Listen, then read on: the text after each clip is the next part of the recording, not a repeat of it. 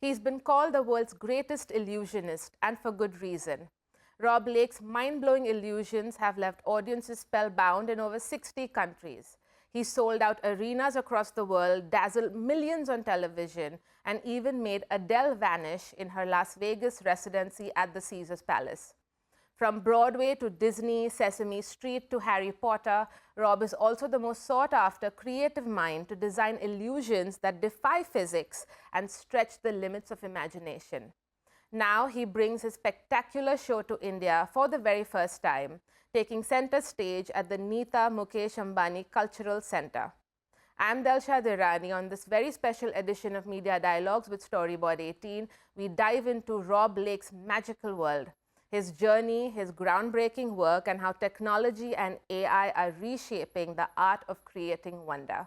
Hello and welcome to the studio, Rob. It's a pleasure to have you with us here today. Thanks for having me. I'm so excited to be in India and to be here. And your very first time in India. First time in India. I've been all around the world and I've always wanted to visit, and I finally made it. So let me just get into it then, Sure. Rob. Tell me, what are your expectations from your experience, your show in India, and from the audiences and the entertainment world here?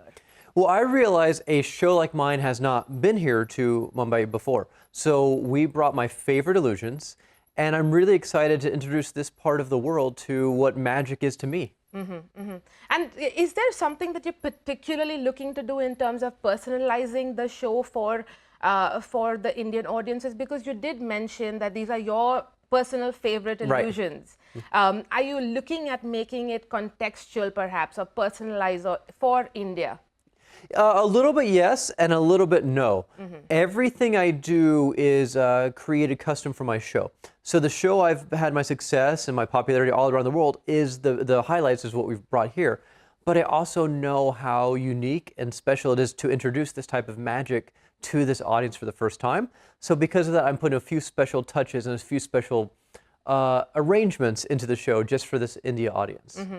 Without giving perhaps too much away, because I don't want to take away from the excitement and suspense of people experiencing it for the first time, but what can audiences in India expect from your show at NMACC?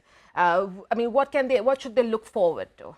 So this is a show for all ages, and no matter if you're a child or a teenager or a young adult or an older adult, you will have fun and experience magic and wonder, almost like this childlike sense of feeling anything is possible.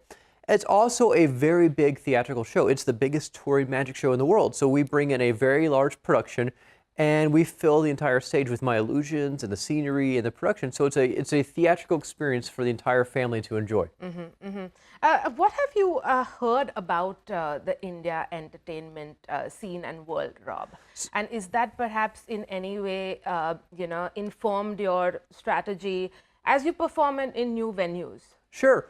Well, I've understood that Bombay here is the heart of the entertainment for India. And that's a lot of pressure and a lot of excitement to bring a magic show at this level to introduce it to this culture. So it's representative of all of India, I believe, and especially being the heart for the entertainment world. So because of that, I really wanted to make sure I brought my strongest and my favorite and the most fun illusions for me to perform with the audience. Well, I mean, there's a lot of magic and, a performance in our Bollywood movies as well. Of course, yes. On a grand scale. Yes. So we love that. We love the theatrics and all of that. But again, because you mentioned, of course, how your, global shows, of course, impact and you evolve your show as well as you perform in new markets.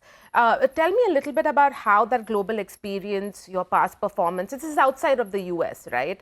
And your passion for the craft, of course, shape your shows as you move into new markets, new countries, new experiences for people. So the exciting thing is, no matter where you're from, your background, your language, your culture, your history, magic is almost the same. We all have gravity. So if I perform a levitation, we know it's magic.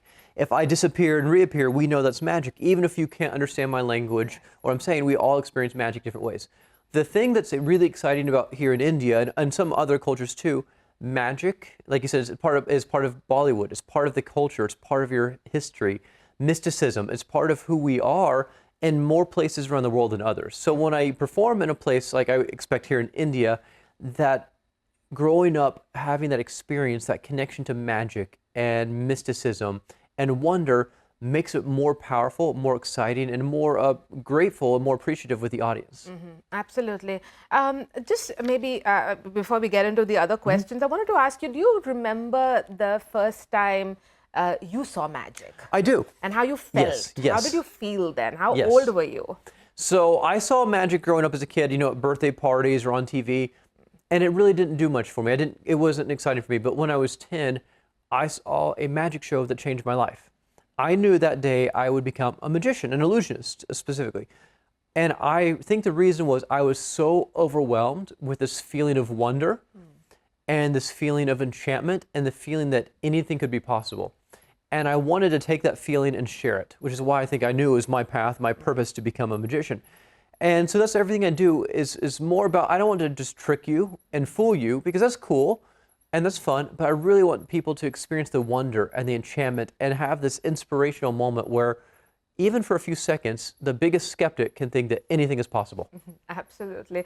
Do you feel that when you perform and you have, you know, audiences of all ages, even now, after all these shows, after all these absolutely mind-blowing illusions that you've created, how does it feel to, you know, again, spark that wonder in people from all the way from 8 years old to 80 years old?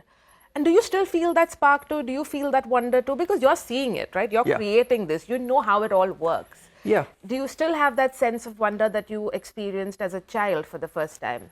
I still have the feeling when I'm creating an illusion because I know the end product. And there's always just enough of a light, of a glow when the theater's dark where I can see people's faces. And I can just sense it and see it. And sometimes I will break a smile because I can't help it, because I know what's about to happen 1 second or 2 seconds from now, and I can't hold it in. And so a few of my pieces, I'm smiling really big right before the magic moment happens because I know the reaction will happen. And there are always a few people, the first few minutes of the show, arms crossed, a little skeptical, wanting to catch something. But a few minutes in, it's fun to see them give up, relax, and just surrender to experiencing the magic.